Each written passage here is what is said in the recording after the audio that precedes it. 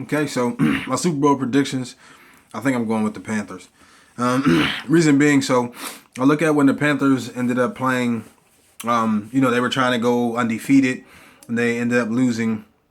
That actually benefited them because then they can refocus on what was the goal versus staying perfect. I remember when I was back in high school, the team, we actually went to the championship. We were undefeated and we ended up losing to a 5-4 team. It kind of put us back on, what was really, important, and that was winning a championship. It wasn't just, going undefeated. And I look at, with Carolina, how they lost to Atlanta. So we ended up winning the championship, and this is like a similar situation. So all through the adversity that they went through, and then you look at the fact of who they played when it was the Seattle Seahawks. I think that game taught them a lot about themselves. They went up early 31-0, and then Seahawks rallied back. And they kind of got complacent. You saw them get a little frustrated on the sideline. Cam Newton was saying stuff, but then they ended up still pulling it out. Seattle kind of waited too late to kind of turn it on. And then you look at the fact of the next week they ended up playing Arizona Cardinals. So they made sure that when Arizona tried to come back, they was ready. I mean, they to continue to press, continue to play. There wasn't no complacency. Listen, we're about business. And they kind of ran through Arizona. And I mean, a lot of people were like, really? Like, what happened to Arizona? Like, they were supposed to be better than that. I mean, it was one of the worst games in the NFC history. And I think that's going to carry them over to the Super Bowl because that's what they got to do. Looking as far as like Kuechly and, Thompson and, like I said, everybody like that. And also with the fact of, the way Cam plays. I think one thing he needs to do is just continue to play his game. Don't worry about commentators trying to make you a pocket passer. Just play your game. He runs when he has to. Yeah, they have design runs. But I mean, if you look at it, all he does do is just continue playing the game. And I mean, if you're looking back at it, when they were talking about, how Michael Vick used to be and how they, try to get him to change into, that pocket passer. When Michael Vick started listening to the commentators and try to be a pocket passer, his gameplay wasn't like he used to play in Atlanta. I mean, even if the boy couldn't read the playbooks, as people were saying, he still was one of the most electrifying players in the game.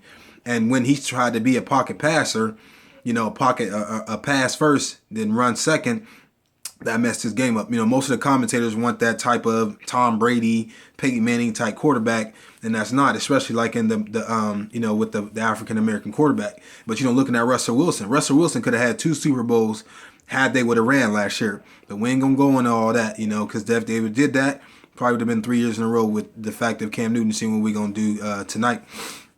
But I think for them to play well, they actually definitely stepped their game up. The receivers started to play better.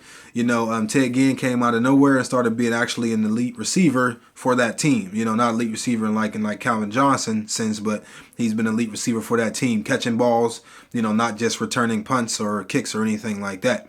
And also, I think they rally around Cam, and you can see it's definitely carrying on the team. Like when they all do like the dab, on the sideline or anything like that. I mean, they're just out there having fun. So I definitely think that's something that they can do, and I think their defense is going to help out as well too.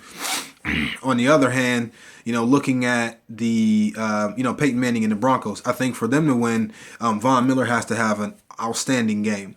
One thing I understand is that their defense feeds off of him, and also the Panthers are going to have to find a way to block him. A lot of teams just kind of let him go one-on-one, and he end up beating the defender or anything like that. Not the defender, but the offensive tackle or the lineman or whatever like that. Somebody to help chip or anything like that. And also their receivers are going to have to play. Sometimes the Denver Broncos receivers don't like getting hit, even when they had Welker. And even Demaryius Thomas, sometimes he shows up. He's going to have to show more character. I mean, I look forward to him and the Panthers' best cornerback as well too. So we'll see how that matchup plays. And then they're going to have to protect Peyton. If they don't, it's going to be a long day, and the Panthers are going to just probably run through them. So I see there's 2 ways this can go. I see the Panthers winning by small, or the Panthers just really blowing them out. Like I said, but the Broncos are going to have to play tough ball or anything like that as well too. So, like I was saying with this, I'm definitely going to go with the Panthers. I think they are prepared. I think Rivera did a great job, preparing them. Cam got MVP, and Offensive Player of the Year, but I think they're not done because what good is it to have the MVP if you don't have the championship? But definitely with Peyton Manning, if he wins, I mean, he's probably going to go out on top, and I think this will solidify his career. Not saying anything about all that he's accomplished, but if he don't get another championship, I mean, people are just going to continue to talk, and which like he probably doesn't worry about it, but I think that would definitely help, his career or anything like that as far as that. So I'm definitely going to go with them.